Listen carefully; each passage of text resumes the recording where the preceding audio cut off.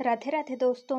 कैसे हैं आप सब। आज की कहानी है सासू माँ अपनी दोनों बहुओं के बीच मनमुटाव कराने का आपका क्या मकसद था। हमारे घर की खुशियों और सुख शांति पर अचानक से ही ग्रहण लग गया। पहले हमेशा चुस्त दुरुस्त रहने वाली माँ को दिल का दौरा पड़ा। वे घर की मजबूत रीढ़ थी। उनका आईसीयू में भर्ती होना हम सब के पैरों तले से जमीन खिसका गया। वे करीब हफ्ते भर अस्पताल में रही। इतने समय में ही बड़ी और छोटी भाभी के बीच तनातनी पैदा हो गई। छोटी भाभी शिखा की विकास भैया से करीब 7 महीने पहले ही शादी हुई थी। वे ऑफिस जाती हैं। माँ अस्पताल में भर्ती हुई तो उन्होंने छुट्टी ले ली। माँ को 48 घंटे के बाद डॉक्टर ने खतरे से बाहर घोषित किया तो शिखा भाभी अगले दिन से ऑफिस जाने लगी। ऑफिस में इन दिनों काम का बहुत जोर होने के कारण उन्हें ऐसा करना पड़ा था। बड़ी भाभी नीरजा को छोटी भाभी का ऐसा करना कतई भी नहीं जचा। मैं अकेली घर का काम संभालूं या अस्पताल में माँ जी के पास रहूं। अपनी देवरानी शिखा को ऑफिस जाने को तैयार होते हुए देखकर वे गुस्से से भर गई। किसी एक इंसान के दफ्तर न पहुंचने से वह बंद नहीं हो जाएगा। इस कठिन समय में शिखा का काम में हाथ ना बटाना ठीक नहीं है। दीदी मेरी मजबूरी है। मुझे 8-10 दिन ऑफिस जाना ही पड़ेगा। फिर मैं छुट्टी ले लूंगी और आप खूब आराम करना। शिखा भाभी की सहजता से कही गई इस बात का नीरजा भाभी ने खामखा ही बुरा मान गई। यह सच है कि नीरजा भाभी माँ के साथ बड़ी गहराई से जुड़ी हुई हैं। उनकी माँ उन्हें बचपन में ही छोड़कर चल बसी थी। सास बहू के बीच बड़ा मजबूत रिश्ता था और माँ को पड़े दिल के दौरे ने नीरजा भाभी को दुख तनाव व चिंता से भर दिया था। शिखा भाभी की बात से बड़ी भाभी अचानक बहुत ज्यादा चिढ़ गई थी।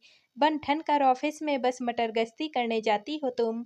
मैं घर ना संभालूं तो तुम्हें आटे दाल का भाव मालूम पड़ जाए। ऐसी कड़वी बातें मुंह से निकाल कर बड़ी भाभी ने शिखा को रुला दिया था। मुझे नहीं करनी है नौकरी, मैं त्याग पत्र दे दूंगी। उनकी इस धमकी को सबने सुना और घर का माहौल और ही ज्यादा तनावग्रस्त हो गया।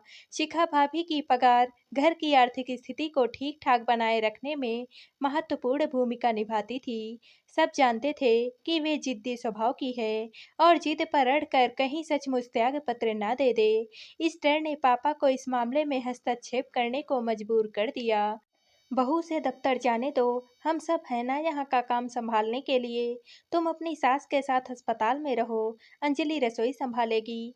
पापा ने नीरजा भाभी को गंभीर लहजे में समझाया और उनकी आंखों का इशारा समझकर मैं रसोई में घुस गई। राजीव भैया ने नीरजा भाभी को जोर से डांटा। इस परेशानी के समय में तुम क्या काम का रोना धोना लेकर बैठ गई हो। जरूरी ना होता तो शिखा कभी ऑफिस जाने को तैयार ही ना होती। जाओ उसे मना करके ऑफिस भेजो। राजीव भैया के सख्त लहजे ने भाभी की आंखों में आंसू ला दिए।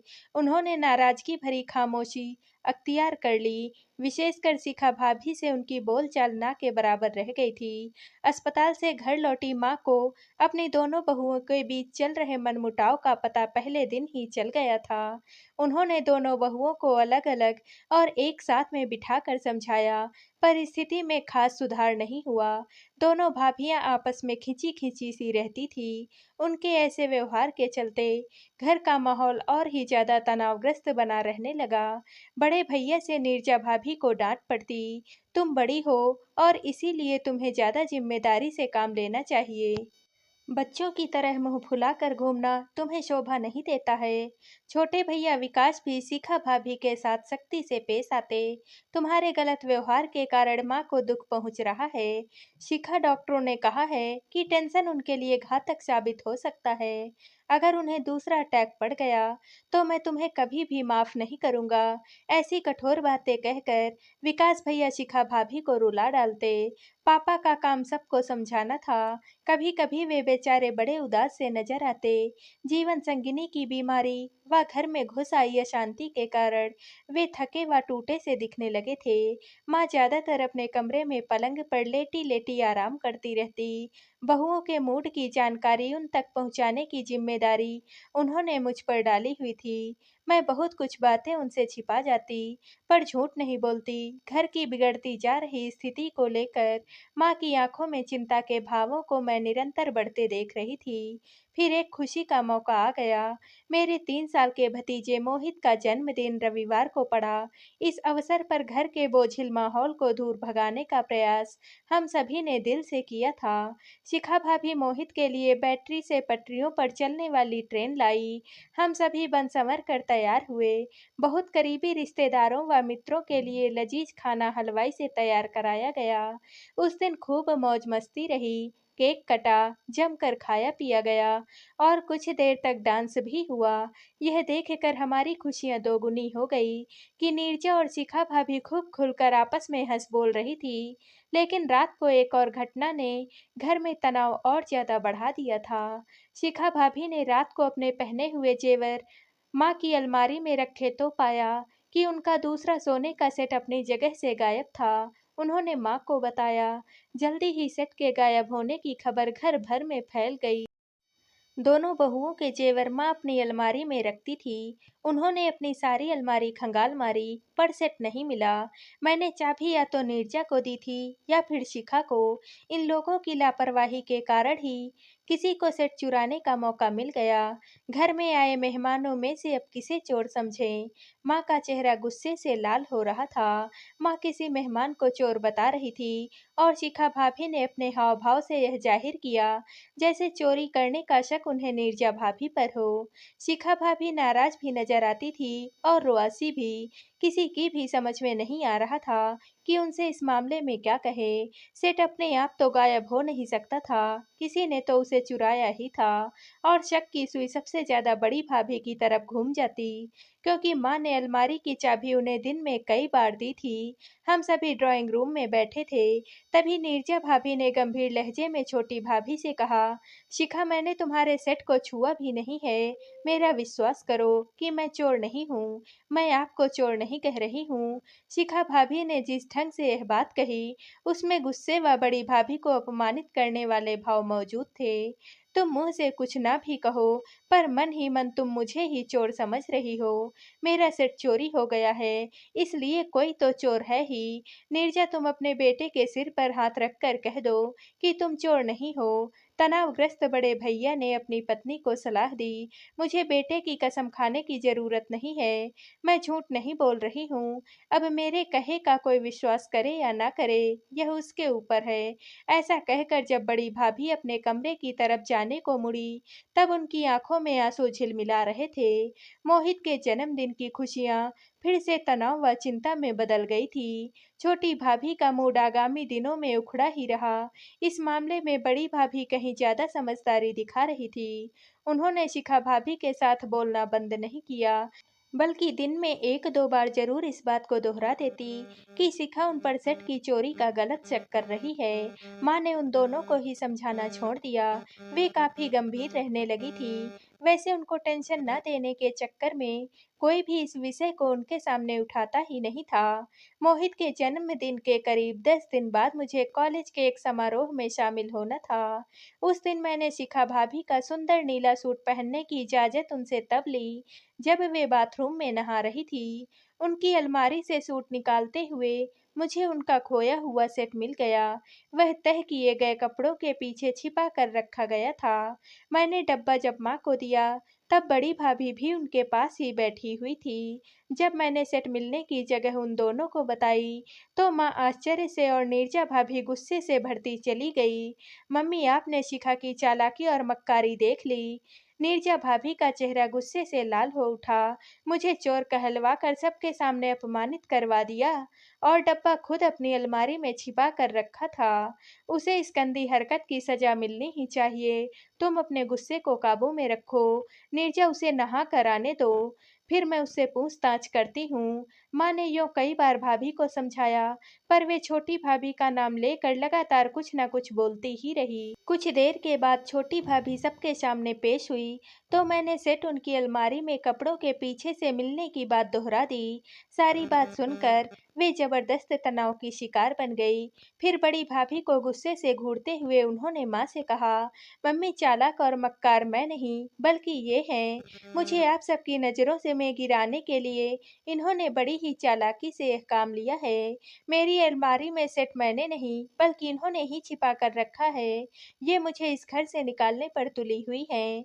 नीरजा भाभी ने शिखा भाभी के इस आरोप का जबरदस्त विरोध किया। दोनों के बीच हमारे रोकते-रोकते भी कई कड़वे तीखे शब्दों का आदान-प्रदान हो ही गया।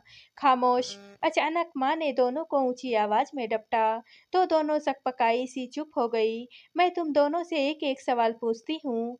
माँ ने बड़े ही गंभीर लहजे में बोलना आरंभ किया। शिखा, तुम्हारा सेट मेरी अलमारी से चोरी हुआ, तो तुमने किस सबूत के आधार पर नीरजा को चोर माना था? शिखा भाभी ने उत्तेजित लहजे में जवाब दिया, मम्मी आपने चाबी मुझे या तो इन्हें ही दी थी। अपने सेट के गायब होने का शक इनके अलावा और किस पर जाता? तुमने मुझ पर शक क्यों नहीं किया? आप पर चोरी करने का शक पैदा होने का तो सवाल ही नहीं उठता मम्मी। आप आदरणीय हैं, सब कुछ आपका ही तो है। अपनी हिफाजत में रखी चीज कोई भला खुद क्यों चुराएगा? छोटी भाभी माँ के सवाल का जवाब देते-देते जबरदस्त उलझन का शिकार बन गई थी। अब माँ नीरजा भाभी की तरफ घूमी और माँ ने उनसे पूछा, बड़ी बहू, अंजलि को सेठ शिखा की अलमारी में मिला। तुमने सबसे पहले शिखा को ही चालाकी व मक्कारी करने का दोषी किस आधार पर कहा? मम्मी मैं जानती हूँ कि सेट तो मैंने नहीं चुराया था। आपकी अलमारी से सेट कोई बाहर वाला चुराता तो वह शिखा की अलमारी से न बरामद होता। सेट को शिखा की अलमारी में उसके सिवा और कौन छिपा कर रखेगा? किसी अच्छे जासूस की तरह नीरजा भाभी ने रहस्य खोलने का प्रयास किया। अगर सेट पहले मैंने ही अपनी अलमारी से गायब किया हो, तो क्या उसे शिखा की अलमारी में नहीं रख सकती? आपने न चोरी की है, न सेट शिखा की अलमारी में रखा है। आप इसे बचाने के लिए ऐसा कह रही हैं।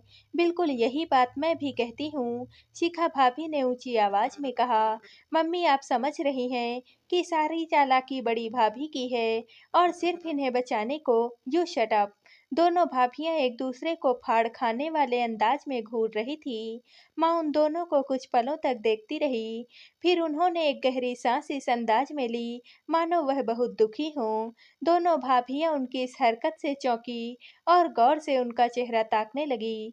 माँ ने बड़े ही दुखी लहजे में कहा, तुम दोनों मेरी बातें ध्यान से सुनो। सच्चाई यही है कि शिखा का सेट मैंने ही अपनी अलमारी से पहले गायब किया और फिर अंजलि के हाथों उसे शिखा की अलमारी से बरामद कराया।